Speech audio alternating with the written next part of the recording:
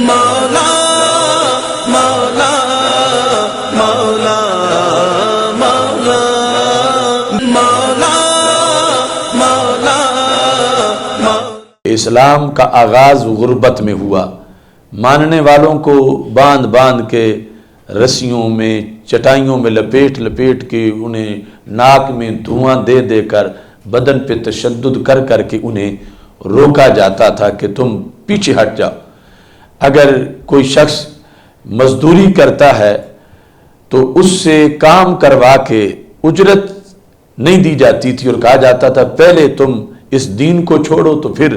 ہم تمہیں اجرت دیں گے۔ یہ مکہ کے چودھری سردار اس طرح کی حرکتیں کرتے۔ معاملاتی دین کے لیے اپنی زمین چاہیے تھی کہ دین جب یہ کہے کہ تم نے کاروبار یوں کرنا ہے، سودا یوں بیچنا ہے، کھیت کو پانی یوں لگانا ہے، تو کوئی اوپر ایسی طاقت نہ ہو جو کہ اس میں مداخلت کرے اور رکاوٹ بنے۔ تو جب نظام مصطفیٰ صلی اللہ علیہ وسلم کا ماحول ہو، اقامت دین کا ماحول ہو،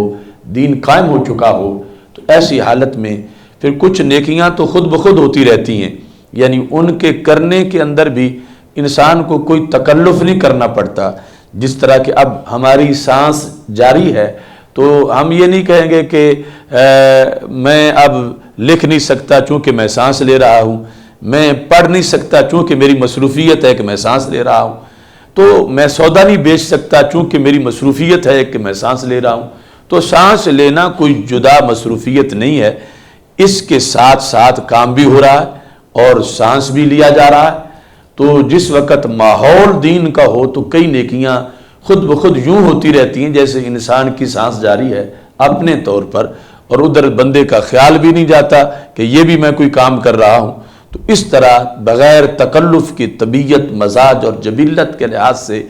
بندے سے نیکیوں کا صدور ہوتا ہے، نیکیوں کا اجرا ہوتا ہے۔ ایک ہے نماز پڑھنا، ایک ہے قائم کرنا۔ تو جب قائم کریں گے تو پڑھی تو ضرور جائے گی، لیکن جب پڑھی جائے ضروری نہیں کہ وہ قائم بھی ہو، کبھی ہوگی کبھی نہیں ہوگی۔ کہ صرف ظاہری طور پر دکھلاوے کی نماز نہ پڑھے، کسی کو دکھانے کے لیے نہ پڑھے، اندر سے دل سے رب سے رابطہ جوڑے اور اللہ کے لیے پڑھے، اور اس میں ریا نام کی 1% بھی کوئی چیز نہ ہو، تو پھر جا کے خشوع و خضوع کے ساتھ جب نماز پڑھے گا تب جا کے اقامت صلاۃ کا لفظ اس میں بولا جائے گا۔ تو اللہ فرماتا ہے فلا وربک لا یؤمنون، میرے محبوب وہ مومن شمار نہیں ہوگا کہ جو دل سے تمہارے دین کے خلاف کسی مسئلے میں بھی سوچتا ہو کہ یہ دین نے سختی کر دی ہے، یہ دین نے اس طرح کر دیا ہے، معاذ اللہ، جو دل میں خیال لائے گا اس پر بھی یہ وعید قرآن نے بیان کر دی ہے۔ بسم اللہ الرحمن الرحیم۔ والذی ارسل رسولہ بالہدی ودین الحق لیظہرہ علی الدین کلہ ولو کرہ المشرکون۔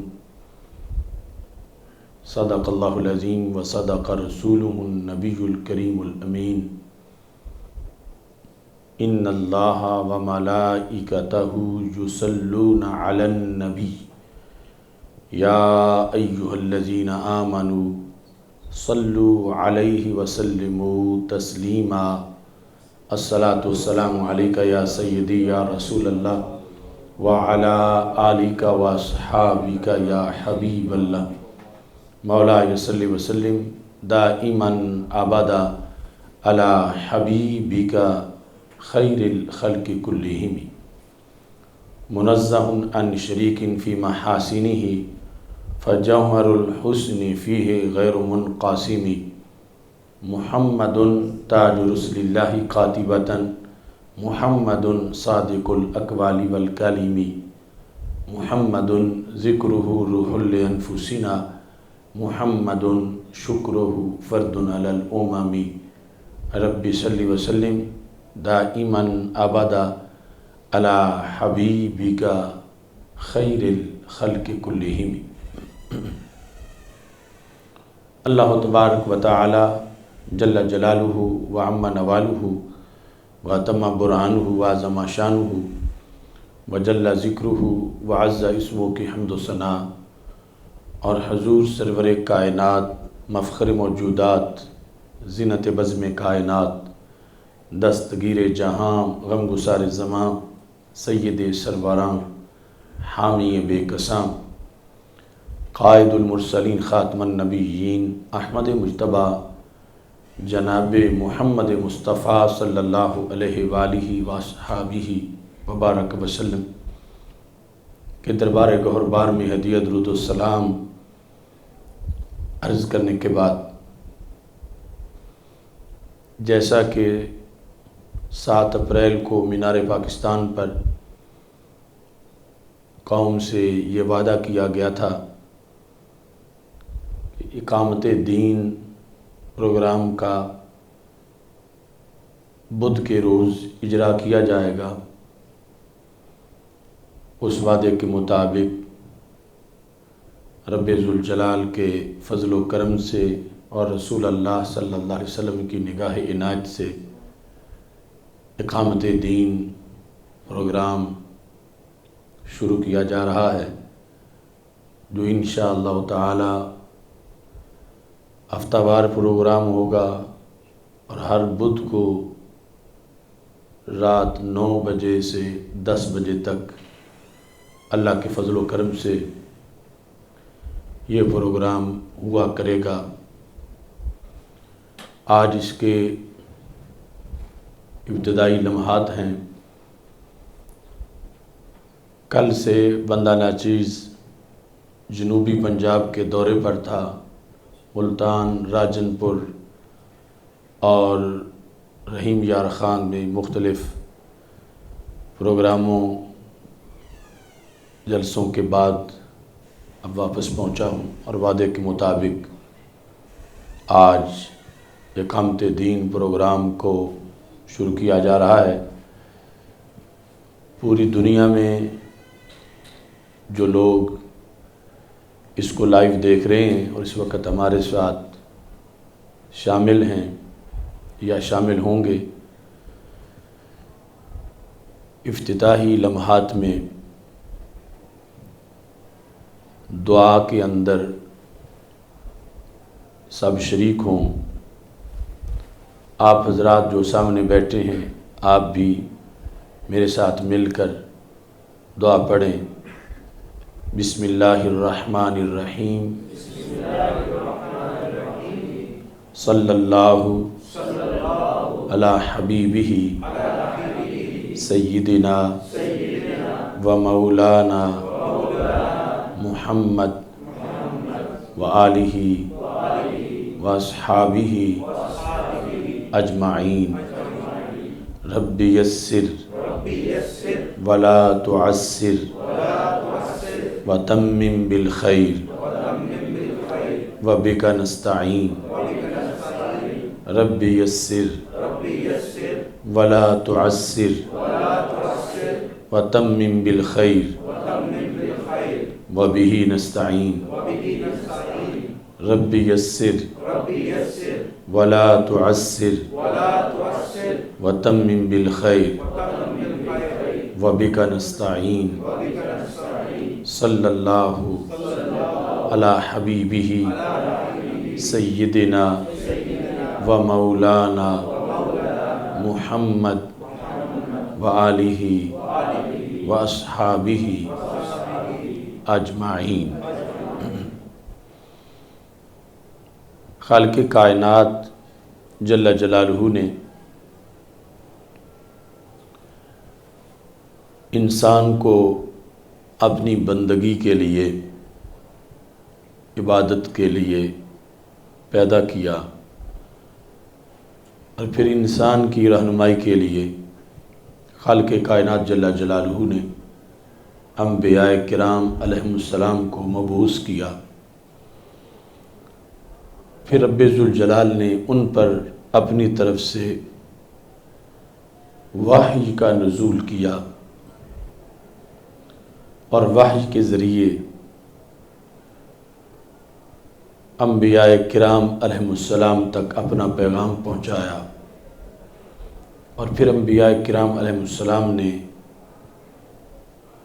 لوگوں کو دین کی تبلیغ کی، دین کی طرف متوجہ کیا، اس طرح جو آخرت میں امتحان ہونے والا ہے اس میں کامیابی کے لیے اور نار جہنم سے نجات کے لیے رب ذوالجلال کی وحی نے بہت بڑا کردار ادا کیا۔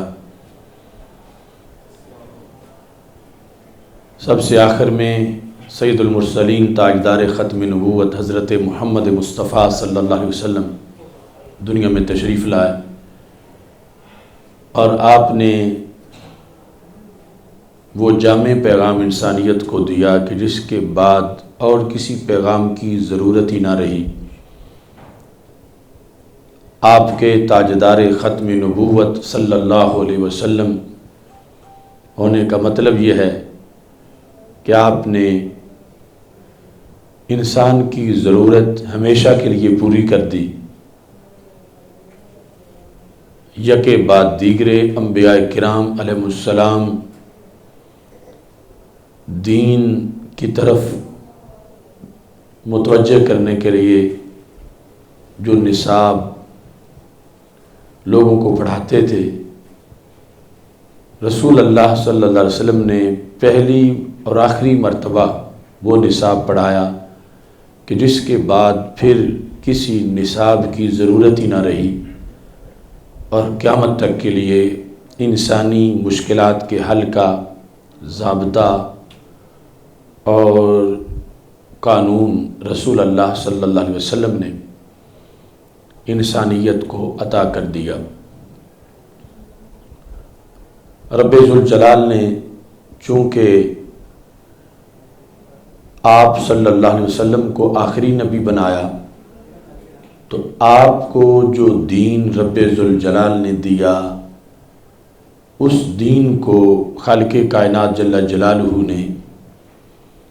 کامل دین، پسندیدہ دین اور قیامت تک کے لوگوں کے لیے اللہ کی رضا کا ضامن دین قرار دیا۔ اس بنیاد پر آپ کی امت کی یہ ڈیوٹی لگی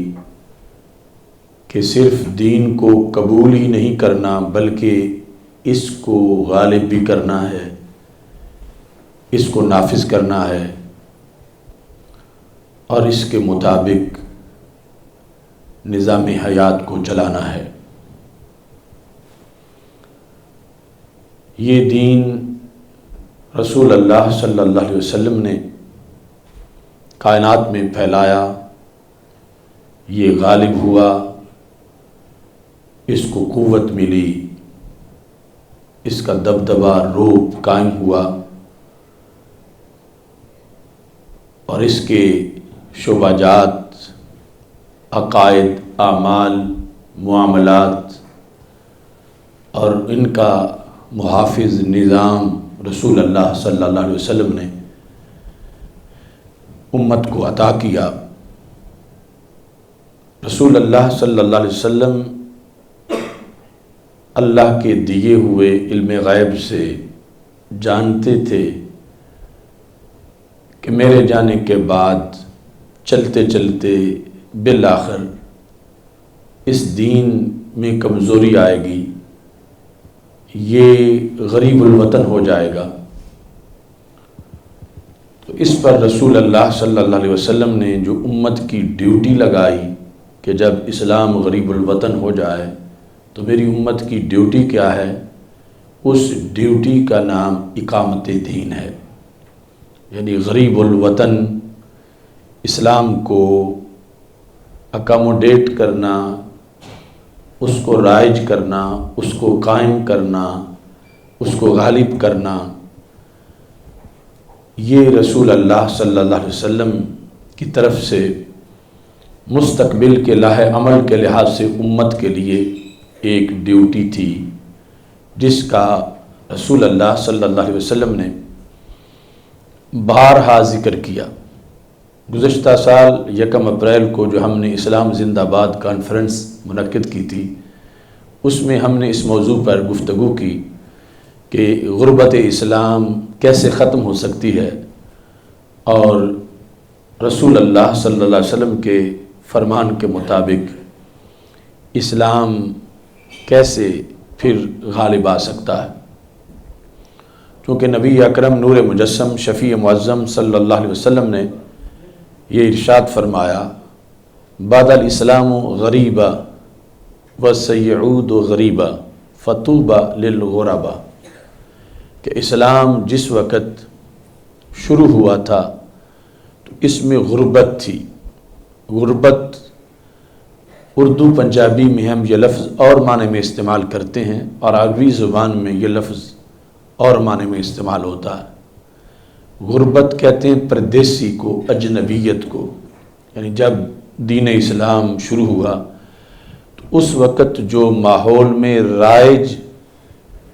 چیزیں تھیں، لوگوں کا جو دھیان اور رجحان تھا اس کے مطابق اسلام ایک اجنبی سی چیز تھی، اور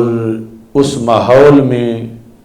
ڈیرا کسی اور نے لگایا ہوا تھا، یعنی لوگوں کے دماغوں کے اندر، معاشرے میں، سوسائٹی میں اسلام کو عجیب سمجھا جا رہا تھا اور اسلام ماننے والوں پر تشدد کیا جا رہا تھا۔ اسلام کے پردیسی ہونے کا مطلب یہ بھی واضح ہوا کہ اس کے ماننے والے پردیسی ہو گئے، انہیں اپنا مکہ معظمہ جیسا شہر چھوڑنا پڑا اور مدینہ منورہ کی طرف ہجرت کی۔ اس وقت جو غربت اسلام عزت اسلام میں تبدیل ہوئی۔ عزت کا لفظ عربی زبان میں غلبہ کے لیے بولا جاتا ہے کہ اسلام جو غالب آیا تو اس غلبے کی بنیاد مدینہ منورہ کی سٹیٹ تھی کہ جب تک مکہ مکرمہ میں اسلام تھا تو اس وقت تک عقائد اور عبادات کے بنیادی اسباق دیے جا رہے تھے۔ معاملاتی دین کے لیے اپنی زمین چاہیے تھی کہ دین جب یہ کہے کہ تم نے کاروبار یوں کرنا ہے، سودا یوں بیچنا ہے، کھیت کو پانی یوں لگانا ہے، تو کوئی اوپر ایسی طاقت نہ ہو جو کہ اس میں مداخلت کرے اور رکاوٹ بنے۔ اب مدینہ منورہ میں مثال کے طور پر رسول اللہ صلی اللہ علیہ وسلم نے یہ حکم دیا کہ شہر کے بحر جو آ کے قافلے رکتے ہیں، اجناس جن کے پاس ہوتی ہیں، خورد و نوش کی چیزیں، تاجر جو آتے ہیں، تو انہیں روکو، وہ وہاں نہ فروخت کریں، شہر کے اندر آ کے فروخت کریں۔ اس میں ہو سکتا ہے کہ ان کا نقصان ہو جائے کہ انہیں وہاں کھڑے لوگ ریٹ جو بتائیں، شہر میں ریٹ اور ہو اور وہ کم داموں سودا اپنا فروخت کریں۔ اور دوسری طرف رسول اللہ صلی اللہ علیہ وسلم کا یہ قانون تھا کہ نہا رسول اللہ صلی اللہ علیہ وسلم ام بیع ما لم یقبض، کہ جس چیز پر بندے کا قبضہ نہ ہو جب تک اس وقت تک اسے آگے فروخت نہ کیا جائے۔ تو قبضے کے لیے یہ تھا کہ وہ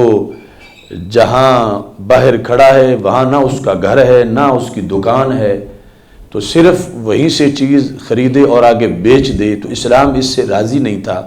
تو رسول اللہ صلی اللہ علیہ وسلم کی طرف سے وہاں صحابہ کی ڈیوٹی لگی کہ یہاں خرید و فروخت نہ ہو بلکہ اندر شہر کے آ کے ہو۔ اب یہ کام مکہ مکرمہ میں اگر سرکار کا حکم ہوتا تو کتنا مشکل تھا، جہاں جاہلیت کا نظام تھا، ابو جہل کا کنٹرول تھا، اور سرکار کے حکم پر جو عمل کرنے لگتے تو ان کے لیے کتنی مشکلات ہوتی کہ وہ اپنا ایک نظام رکھتے تھے۔ وہ کہتے کہ نہیں، ہم نے یہیں خرید و فروخت کرنی ہے، کون ہے جو اندر ان کو لے جانے کا آرڈر دے، ہم یہی سب کچھ کریں گے۔ تو اس سے پتہ چلا کہ یعنی اسلام شروع سے زمین چاہتا ہے، کنٹرول چاہتا ہے، ملک چاہتا ہے کہ جس کے ذریعے سے اس کے احکام لاگو ہوں اور ان کے زیر سایہ زندگی بسر ہو، تو پھر بندے آخرت میں کامیاب اور کامران ہوں اور اللہ ان پہ راضی ہوں۔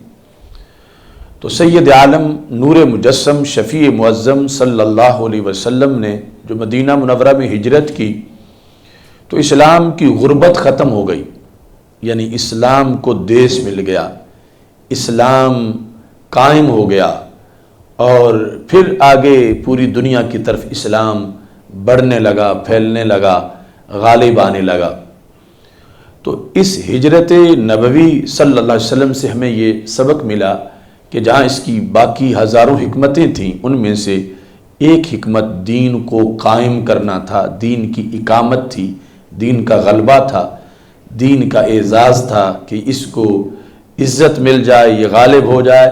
اس کے حکم کو کوئی چیلنج نہ کرے، اس کی تعلیمات کے مطابق جو لوگ زندگی بسر کرنا چاہیں ان کے لیے کوئی رکاوٹ نہ ہو، بلکہ ایک ایسا ماحول تشکیل پائے کہ جس ماحول کی برکت سے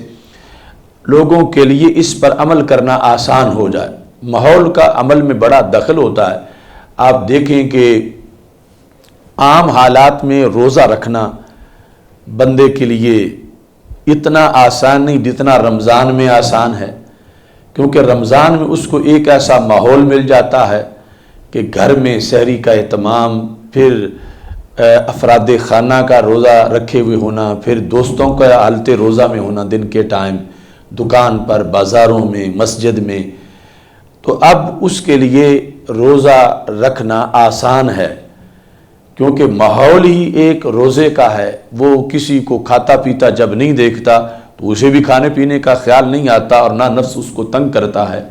اور جب اس نے روزہ رکھا ہوا ہو اور گھر میں دوپہر کا کھانا پکا ہوا ہو اور دوسرے کھا رہے ہوں، تو اب اس کو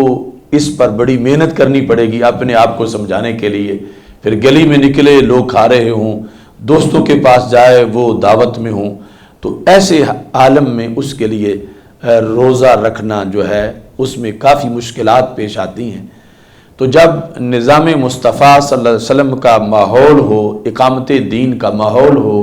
دین قائم ہو چکا ہو، تو ایسی حالت میں پھر کچھ نیکیاں تو خود بخود ہوتی رہتی ہیں، یعنی ان کے کرنے کے اندر بھی انسان کو کوئی تکلف نہیں کرنا پڑتا۔ جس طرح کہ اب ہماری سانس جاری ہے تو ہم یہ نہیں کہیں گے کہ میں اب لکھ نہیں سکتا چونکہ میں سانس لے رہا ہوں، میں پڑھ نہیں سکتا چونکہ میری مصروفیت ہے کہ میں سانس لے رہا ہوں، تو میں سودا نہیں بیچ سکتا چونکہ میری مصروفیت ہے کہ میں سانس لے رہا ہوں۔ تو سانس لینا کوئی جدا مصروفیت نہیں ہے، اس کے ساتھ ساتھ کام بھی ہو رہا ہے اور سانس بھی لیا جا رہا ہے۔ تو جس وقت ماحول دین کا ہو تو کئی نیکیاں خود بخود یوں ہوتی رہتی ہیں جیسے انسان کی سانس جاری ہے اپنے طور پر، اور ادھر بندے کا خیال بھی نہیں جاتا کہ یہ بھی میں کوئی کام کر رہا ہوں۔ تو اس طرح بغیر تکلف کی طبیعت، مزاج اور جبلت کے لحاظ سے بندے سے نیکیوں کا صدور ہوتا ہے، نیکیوں کا اجرا ہوتا ہے، اور یوں جو نظام اور غلبہ دین کا ماحول ہے کہ جس میں اسلام غریب الوطن نہیں، اجنبی نہیں، اس میں انسان کے لیے زندگی اسلام کے مطابق گزارنے میں بڑی آسانیاں پیدا ہو جاتی ہیں۔ تو رسول اللہ صلی اللہ علیہ وسلم کا جو فرمان ہے بعد الاسلام و غریبہ، کہ اسلام کا آغاز غربت میں ہوا،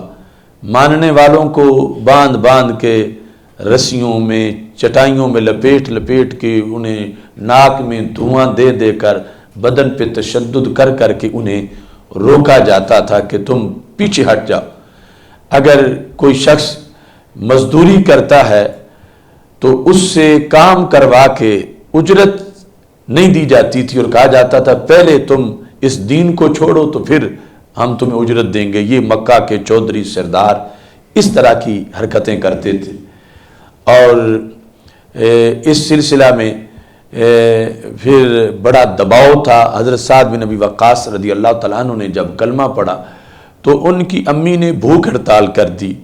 کہ میں اس وقت تک کوئی چیز بھی اپنے حلق سے نیچے نہیں اترنے دوں گی جب تک کہ تم حضرت محمد مصطفیٰ صلی اللہ علیہ وسلم کا دین واپس نہ کر دو، ان سے بائیکاٹ کرو، ان کا دین چھوڑو، پھر میں حلق سے کوئی چیز نیچے اترنے دوں گی۔ یعنی یہ صورتحال تھی کہ جس میں بار بار آزمائش ہو رہی تھی۔ یہ کروڑوں سلام ہوں ان حق کے متوالوں کو کہ جنہوں نے ایسے حالات کا سامنا کیا، اور یہ مائیں ان کی باتیں جگر اس سے پگھل جاتے ہیں، لیکن حضرت سعد رضی اللہ تعالی عنہ نے اپنی ماں کو واضح طور پر کہہ دیا، جو کہ طبقات ابن سعد میں ہے کہ اس نے اتنی ضد کی کہ وہ بھوک کی وجہ سے، بھوک ہڑتال کی وجہ سے بے ہوش ہو گئی۔ جب وہ بے ہوش ہوئی تو حضرت سعد رضی اللہ تعالیٰ عنہ کے چھوٹے بھائی نے اس کے منہ میں پانی ڈالا، اسے ہوش آیا، تو اس نے پھر یہی مطالبہ کیا، اور یہ اس نے باقاعدہ حوالہ دیا کہ تمہارا قرآن بھی والدین سے حسن سلوک کا حکم دیتا، اور میں تمہاری والدہ ہوں اور تمہاری وجہ سے میں مر رہی ہوں، اور تم باز نہیں آ رہے، تو تمہیں باز آ جانا چاہیے۔ تو حضرت سعد رضی اللہ تعالی عنہ نے کہا لو کانت لک الف نفس فخرجت نفسا نفسا ما ترکت دینی ھذا لشیء، امی یہ تو تیری ایک جان ہے کہ جس کی تم مجھے دھمکی دے رہی ہو کہ واپس آؤ ورنہ میں مر جاؤں گی۔ تو کہا اگر تمہاری 1000 جان ہو اور یک وقت نہ نکلے، ایک ایک کر کے نکلے، تم ایک جان کے نکلنے پر تم دھمکی دو کہ دین محمد صلی اللہ علیہ وسلم کو چھوڑو ورنہ میں مر جاؤں گی، تو میں نہیں چھوڑوں گا، تمہیں مرتا دیکھ لوں گا۔ پھر تم دھمکی دو کہ واپس آؤ ورنہ میں مر جاؤں گی، میں پھر واپس نہیں آؤں گا یہاں تک کہ تم مر جاؤ گی۔ پھر تم دھمکی دو کہ دین محمد صلی اللہ علیہ وسلم کو چھوڑو یہاں تک کہ میں مر جاؤں گی، میں پھر تمہیں مرتا دیکھ لوں گا، میں دین محمد صلی اللہ علیہ وسلم کو نہیں چھوڑوں گا، یہاں تک لو کانت لک الف نفس، اگر تمہاری 1000 جان ہو، ہر جان کے نکلنے پر تم دھمکی دو، ہر دھمکی کے مقابلے میں ڈٹا رہوں گا، میں دین محمد صلی اللہ علیہ وسلم کو نہیں چھوڑوں گا، اگرچہ تم 1000 جانیں تمہاری نکل جائیں، میں پھر بھی دین محمد صلی اللہ علیہ وسلم پر قائم رہوں گا۔ تو یہ غربت کا زمانہ، غربت اسلام کا گزرا تو اسلام کی ہیبت طاری ہوئی۔ ہیبت تب طاری ہوئی جب اسلام کی سٹیٹ بن گئی، اسلام کا نظام آیا، اسلام کی فوج ہے، اسلام کا باقاعدہ لائف کوڈ ہے، محمدن لاز فار لائف اسلام نے واضح کر دیے، ہر شعبے کے لیے ہدایت اسلام نے دے دی۔ تو رسول اللہ صلی اللہ علیہ وسلم مستقبل کو دیکھ رہے تھے، چونکہ آپ کی گفتگو جو ہے وہ انبیاء علیہ السلام جو دیگر ہیں ان سے یکسر مختلف گفتگو تھی۔ دیگر انبیاء کرام علیہ السلام کی ساری توجہ کرنٹ ایشوز پہ ہوتی تھی، حالات حاضرہ پہ ہوتی تھی جس میں وہ تھے۔ اس وقت کے مسائل کیا ہیں، ان مسائل میں امت کے لیے رستہ کون سا تلاش کرنا ہے، بیماریاں کیا ہیں، علاج کیا ہے، فتنے کیا ہیں، فتنے سے بچنوں کے لیے شیلٹر کیا ہے، یہ ان کا مجموعی روئے سخن تھا۔ چونکہ ان سب کو پتا تھا کہ ہم نے قیامت تک کا کوئی نظام لوگوں کو نہیں دینا، یہ ہماری ڈیوٹی نہیں ہے، ہمارے بعد ابھی نبی آنے والے ہیں،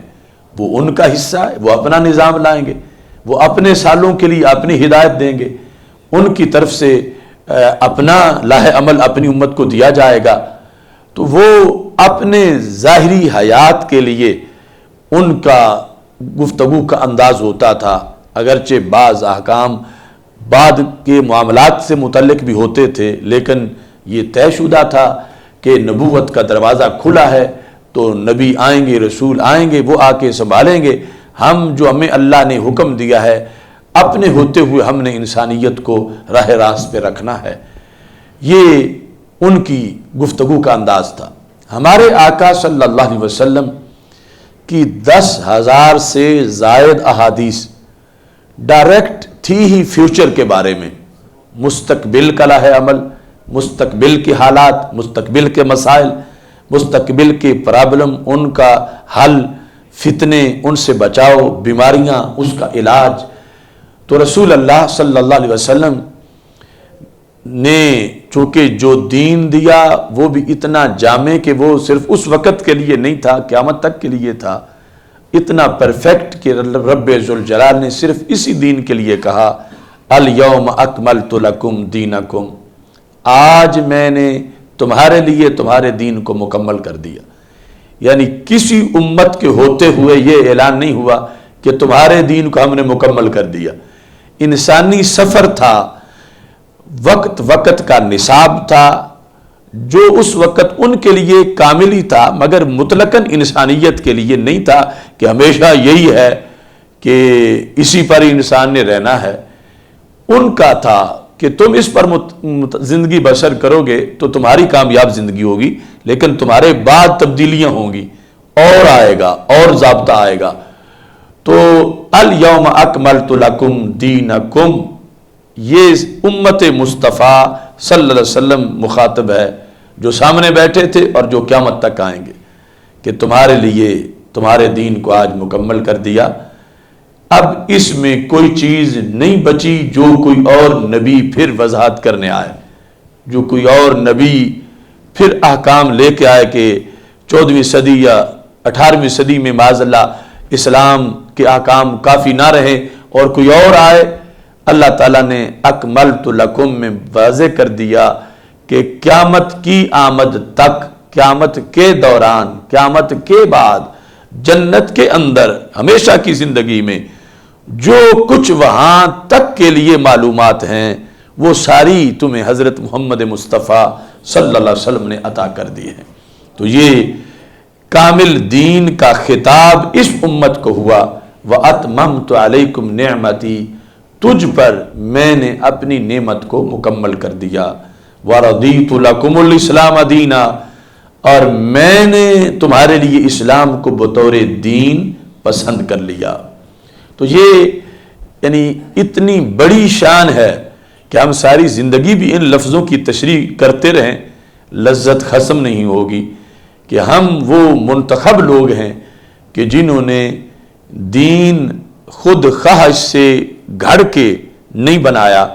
کہ اپنی انسانی خواہش سے ہم نے کوئی ضابطے بنائے ہوں، کوئی اصول بنائے ہوں، کوئی لائف کوڈ بنایا ہو اور اس پر ہم چلتے ہوں۔ ایسا نہیں، ہم وہ خوش نصیب ہیں کہ ہمارے خالق و مالک، ہمارے رب نے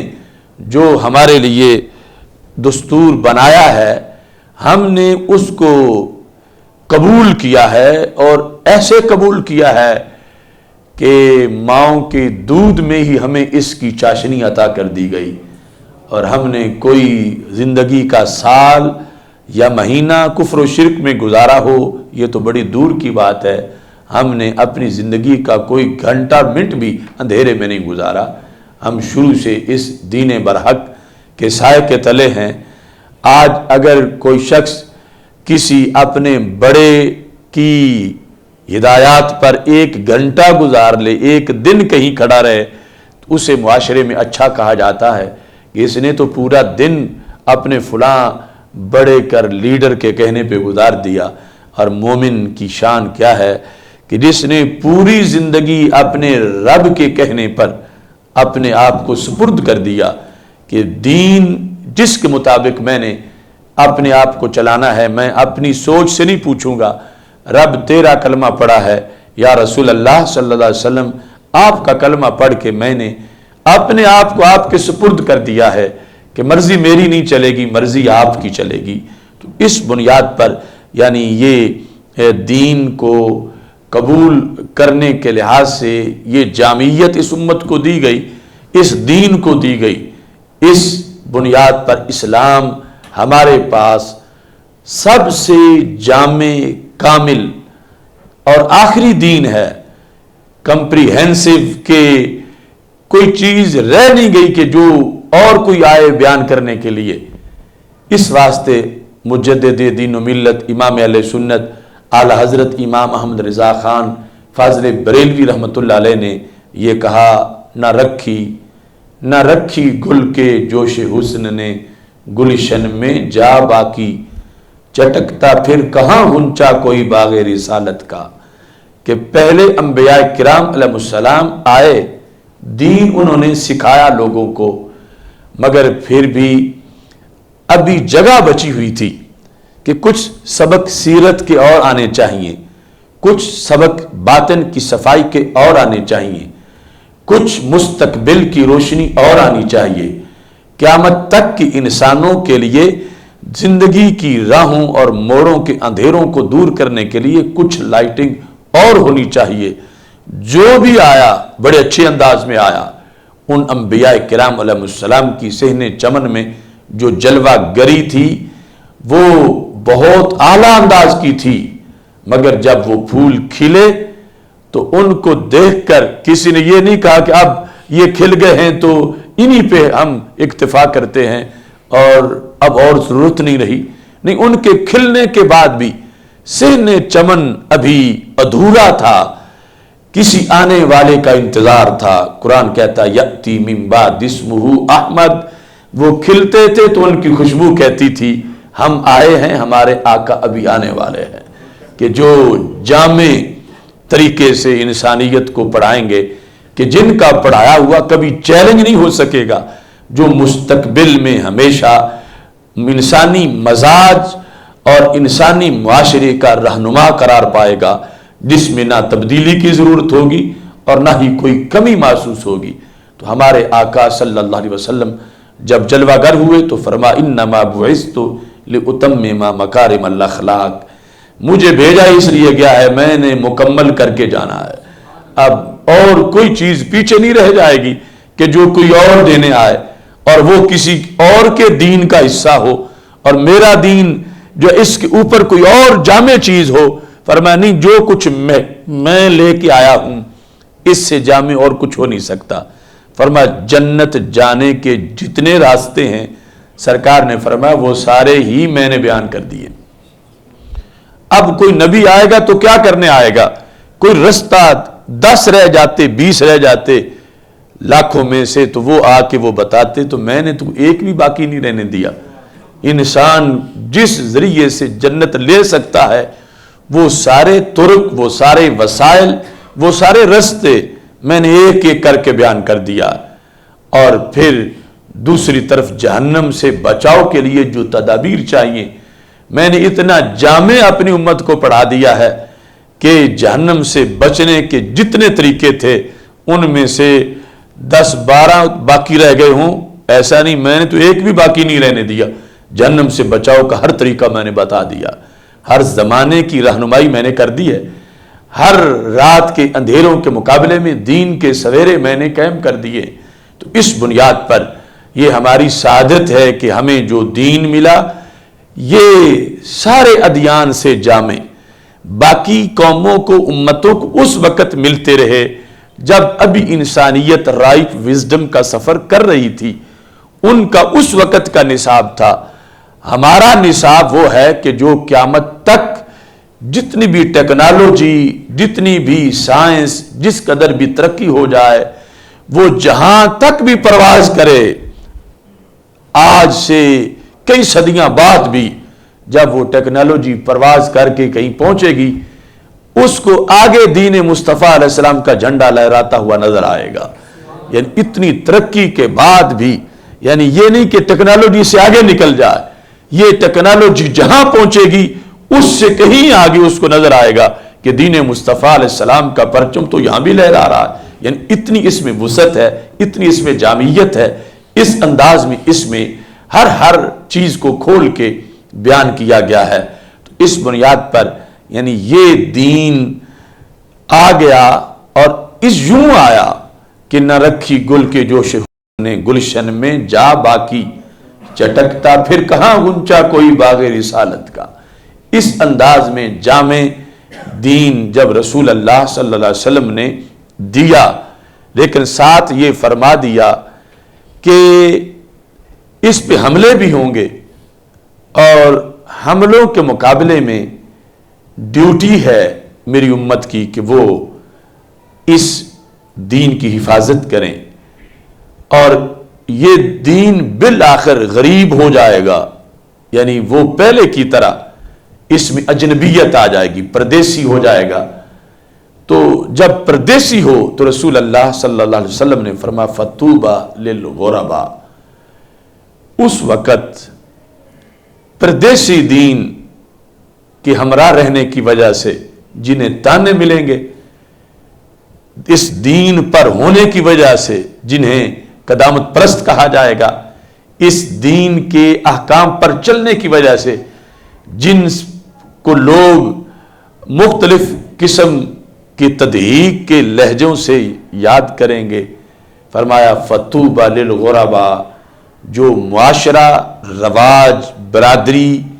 اور زمانے کے تانے کھا کر بھی میرے دین کا جھنڈا بلند کرے گا،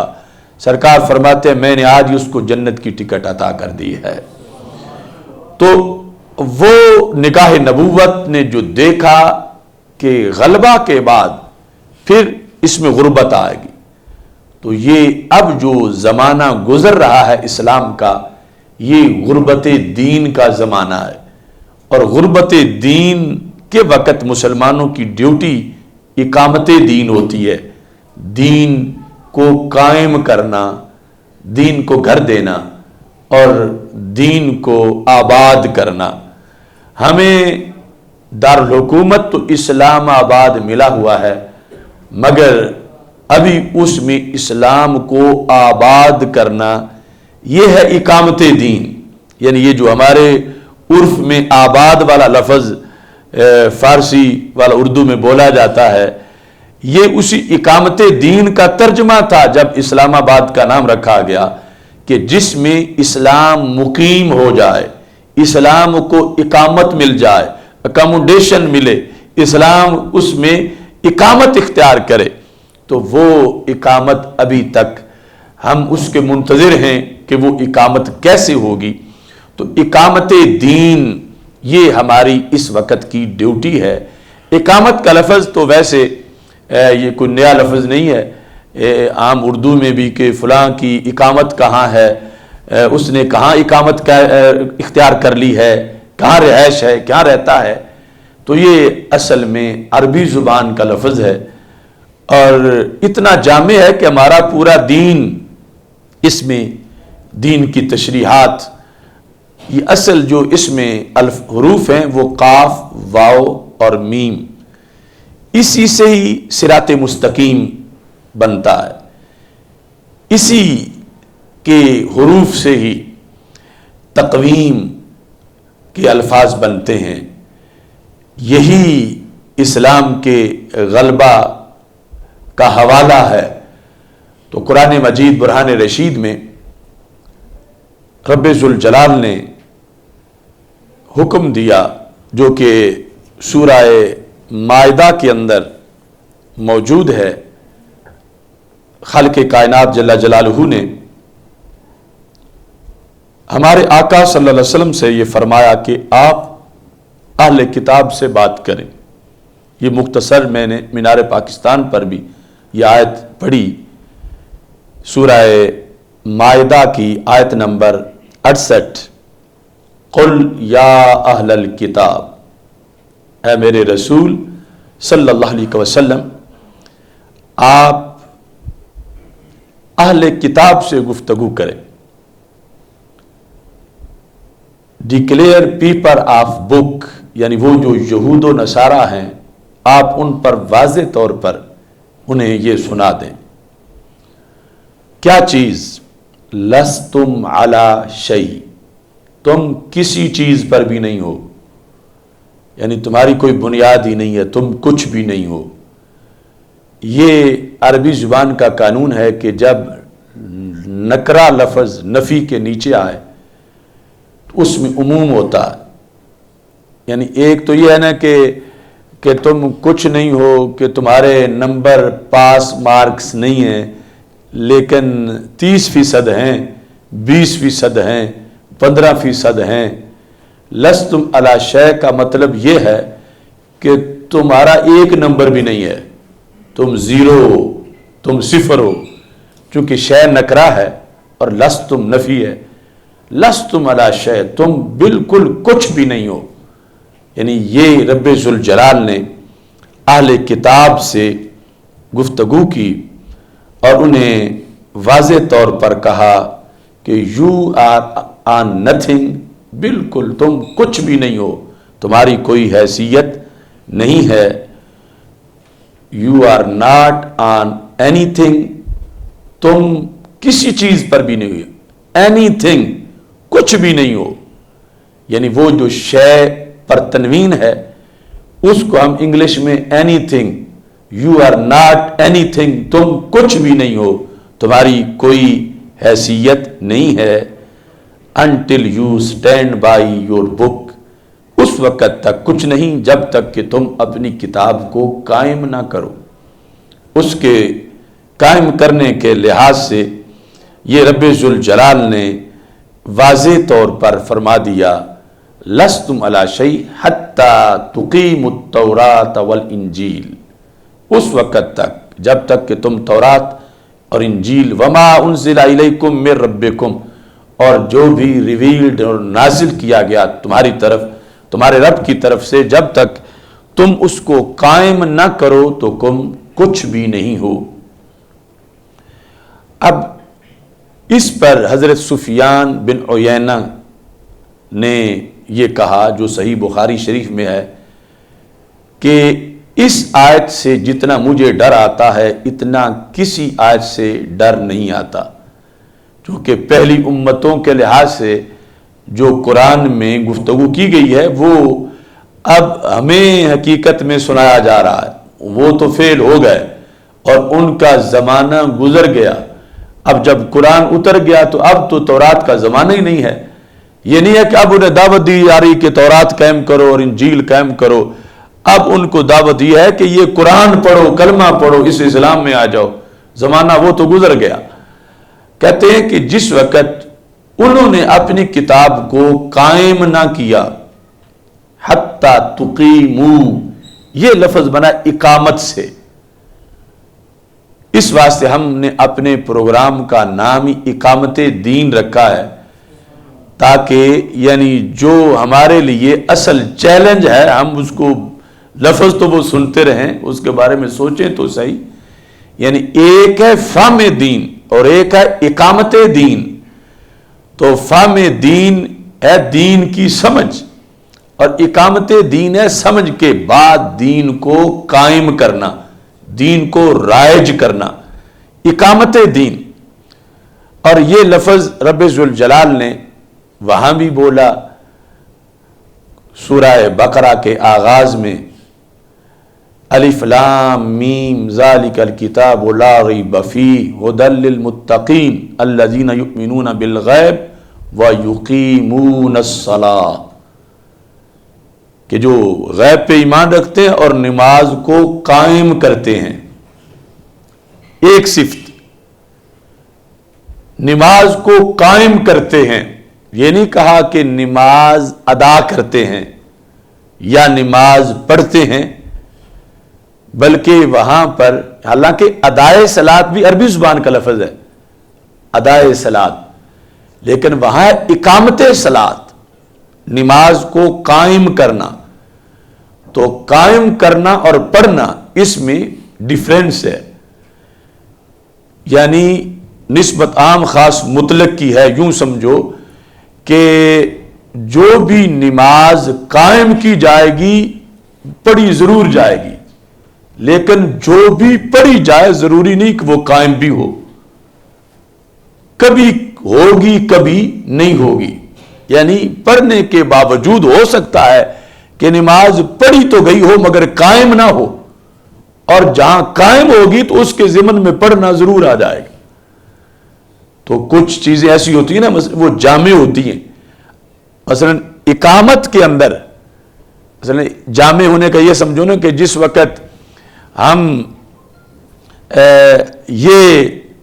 کہہ رہے ہیں ایک پر انسان کا لفظ جو ہے وہ بول رہے ہیں، تو جب وہ انسان ہے تو پتہ چلا کہ اس میں یعنی حیوانیت کہ زندہ ہونا، چلنا پھرنا، کھانا پینا، یہ تو ضرور چیزیں موجود ہوں گی۔ لیکن جس وقت ہم لفظ انسان کے مقابلے میں بھینس بولتے ہیں تو جو کچھ انسان میں وہ تو وہاں نہیں آئے گا، اگرچہ چلنا پھرنا کھانا پینا یہ تو آ جائے گا، مگر انسانیت تو اس سے آگے کئی مراحل ہیں، مزید کی شرائط ہیں، تب آئے گا۔ ایسے ہی یعنی مثال کے طور پر ایک ہوتا ہے آنا اور ایک ہوتا ہے آ کے چھا جانا۔ تو آنے کی دو قسمیں ہو سکتی ہیں کہ کبھی آئے اور چھا نہ سکے، اور کبھی آئے اور چھا جائے، اور جو چھانا ہے اس میں تو آنا ضرور پایا جائے گا کہ جب تک آئے گا نہیں تو چھائے گا کیسے؟ تو چھانے میں تو آنا ہے، مگر آنے میں ضروری نہیں کہ چھانا ہو، کبھی ہوگا کبھی نہیں ہوگا۔ اس طرح یعنی جس طرح لفظ چھانا، دین کا چھانا، اس میں آنا تو ضرور ہے کہ آئے بغیر تو چھا ہی نہیں سکتا، لیکن صرف آنا جو ہے وہ صرف آنا ہے، اس کے بعد آگے دو قسمیں ہو سکتی ہیں کہ کبھی آیا ہے چھا گیا ہے، اور کبھی آیا ہے اور چھانے کا بھی انتظار کر رہا۔ تو اس بنیاد پر یعنی ایک ہے نماز پڑھنا، ایک ہے قائم کرنا۔ تو جب قائم کریں گے تو پڑھی تو ضرور جائے گی، لیکن جب پڑھی جائے ضروری نہیں کہ وہ قائم بھی ہو، کبھی ہوگی کبھی نہیں ہوگی۔ اقامت صلاۃ کیا ہے؟ امام بیضاوی نے اس کی وضاحت کی کہ اقامت یہ ہوتی ہے، اقامت صلاۃ، کہ وہ مسلسل ہو، رائج ہو، دوام کے ساتھ ہو، اس میں ناغا نہ ہو۔ اگر کوئی ایک پڑھتا ہے، کبھی دو پڑھتا ہے، کبھی چار پڑھتا ہے، کبھی دو چھوڑتا ہے، کبھی چار چھوڑتا ہے، تو وہاں نماز پڑھنا تو پایا گیا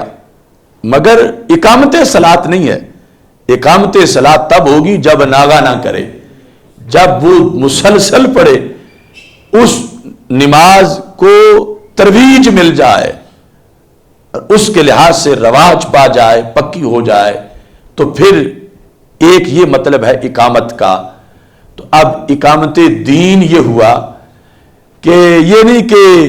کبھی کبھی دین پہ عمل ہو جائے کہ نماز پڑھتے وقت تو دین پہ عمل ہے، اور دکان کے وقت غیروں کا قانون ہے،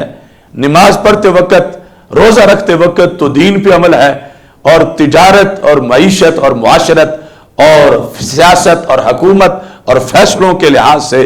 غیروں کی بات ہو، تو اب اقامت دین نہیں ہے۔ اقامت دین یہ ہے کہ مسلسل دین پہ عمل ہو، خواہ کلمہ پڑھنا ہے تو دین سے پوچھ کے، نماز پڑھنی ہے تو دین سے پوچھ کے، دکان چلانی ہے تو دین سے پوچھ کے، کاروبار کرنا ہے تو دین سے پوچھ کے، فیصلہ کرنا ہے تو دین سے پوچھ کے، نظام چلانا ہے تو دین سے پوچھ کے۔ جب ہر چیز ہی دین کی روشنی میں ہوگی، پھر ہوگا کہ اب اقامت دین ہوگی، کہ دین کو قائم کر دیا گیا۔ تو ایک مطلب یعنی جس طرح وہاں اقامت صلاۃ کے اندر امام بیضاوی رحمۃ اللہ علیہ نے بیان کیا کہ اس وقت تک کسی کو یہ نہیں کہا جاتا کہ یہ مقیم صلاۃ ہے، کہ صلاۃ قائم کرنے والا ہے، جب تک ساری نمازوں پہ پابندی نہ کرے اس وقت تک اقامت صلاۃ کا لفظ کسی کے لحاظ سے نہیں بولا جائے گا کہ اس نے نماز کو قائم کر دیا ہے۔ یہ تب بولا جائے گا جب اس میں تسلسل ہو اور کوئی ناغا نہ ہو، تو پھر اقامت کا مطلب جو ہے وہ پورا ہوگا۔ اس کے ساتھ دوسرا مطلب انہوں نے یہ بیان کیا کہ اقامت صلاۃ کا مطلب یہ ہے کہ اس کے فرائض، واجبات، سنن، مستحبات سب پہ عمل کرے۔ یہ نہیں ہے کہ فرض واجب تو نماز کے جو ہیں، یعنی نماز کے اندر جو رکعتوں میں فرض واجب ہیں کہ وہ تو ادا کرے، تو سنتوں کا خیال ہی نہ رکھے کہ رکعت میں سنت کیا چیز ہے، مستحب کیا چیز ہے۔ اگر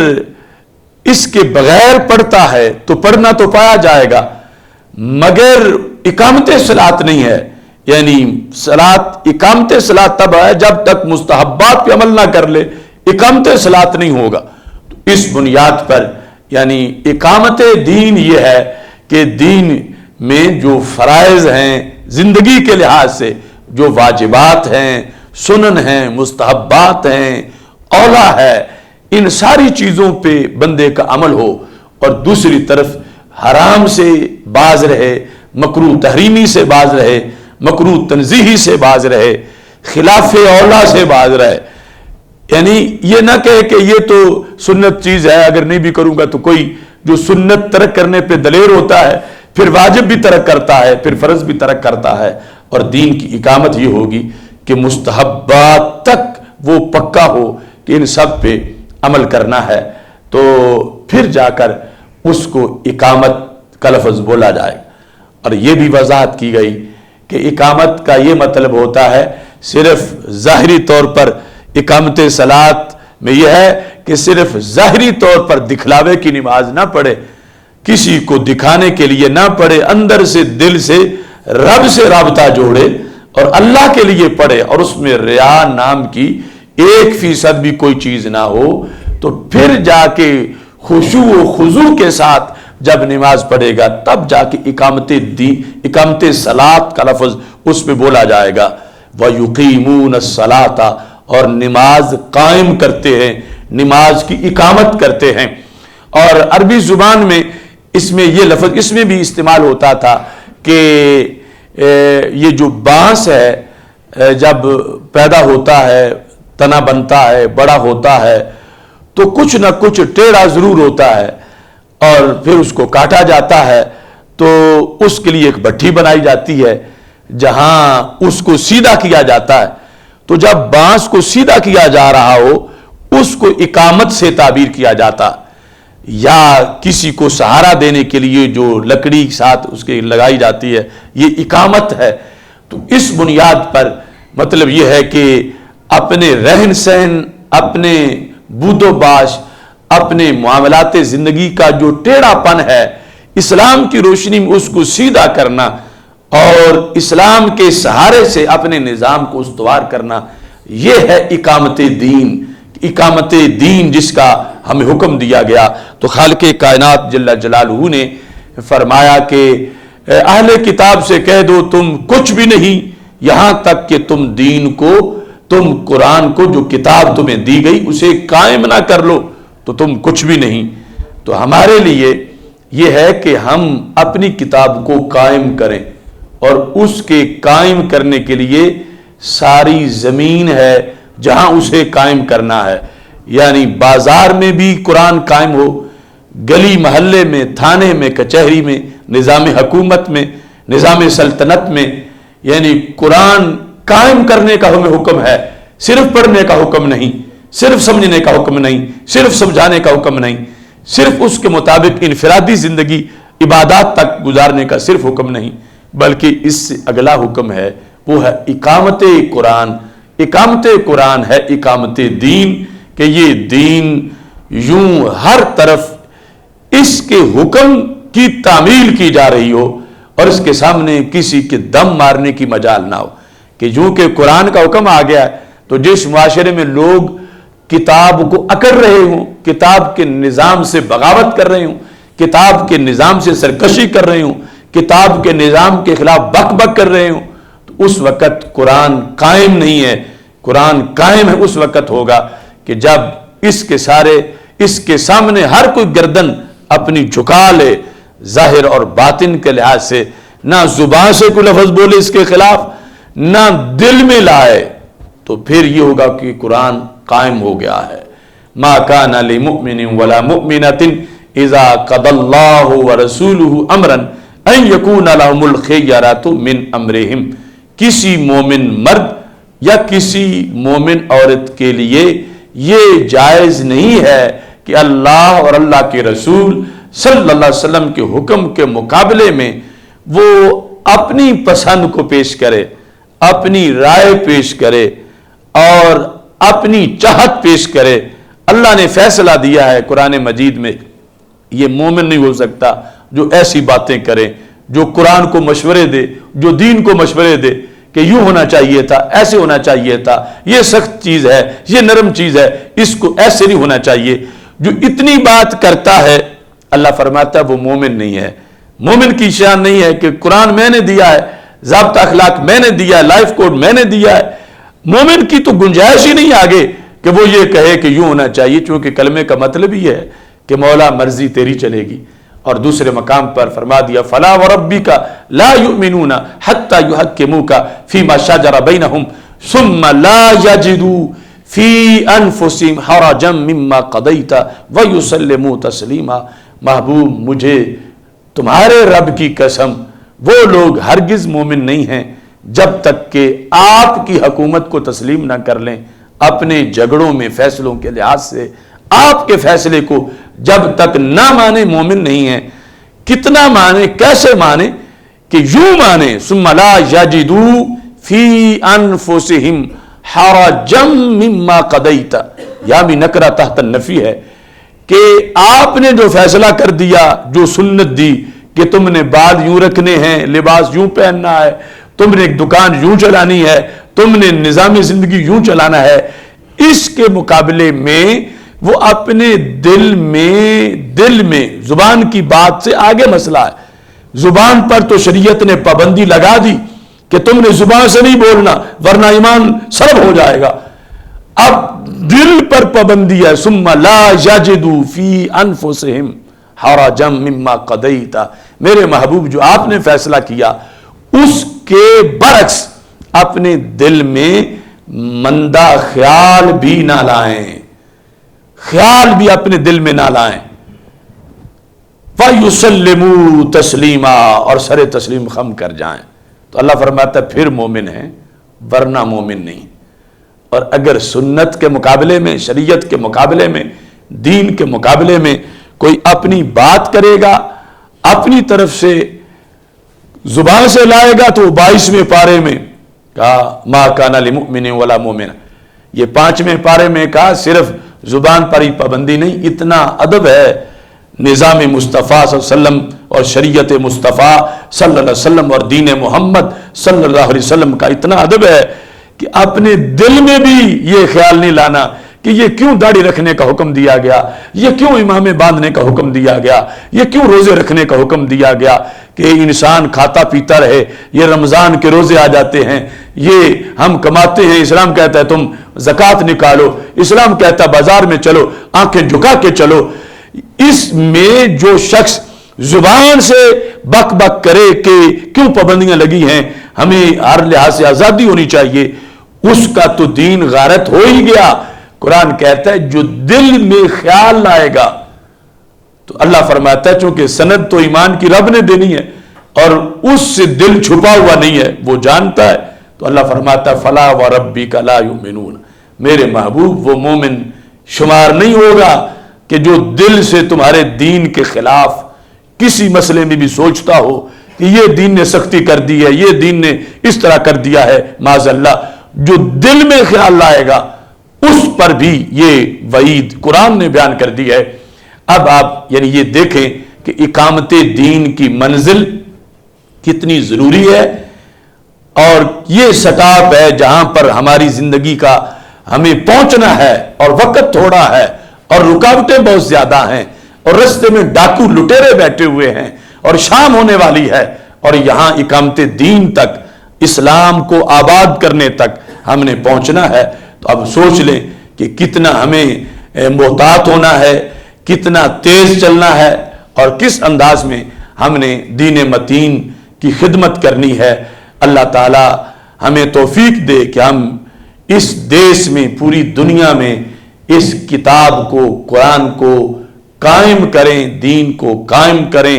اقامت دین کا جو فریضہ ہے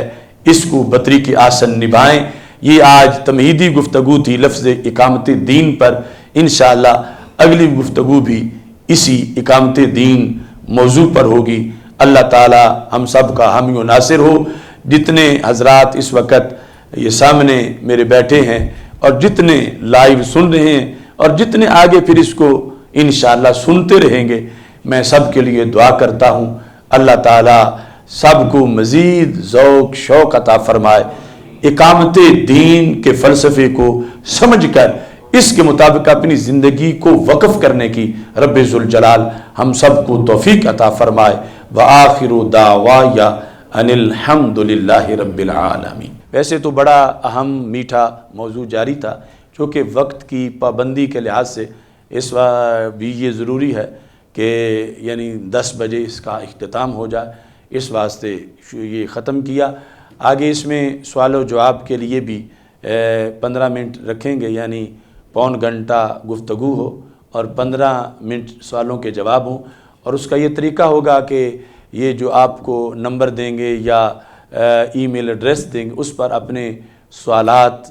آپ پہلے ہی بھیج دیں تاکہ پھر شیڈول کے مطابق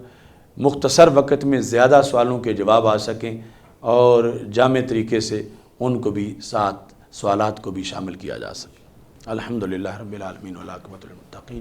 والصلاۃ والسلام علی رسولہ الکریم اللہم احفظنا بالاسلام قائمین واحفظنا بالاسلام قائدین واحفظنا بالاسلام راقدین ولا تشمت بنا الاعداء والحاسدین وصلی اللہ تعالی علی حبیبہ خیر خلقہ سیدنا و مولانا محمد و آلہ و صحبہ اجمعین۔ حی علی الفلاح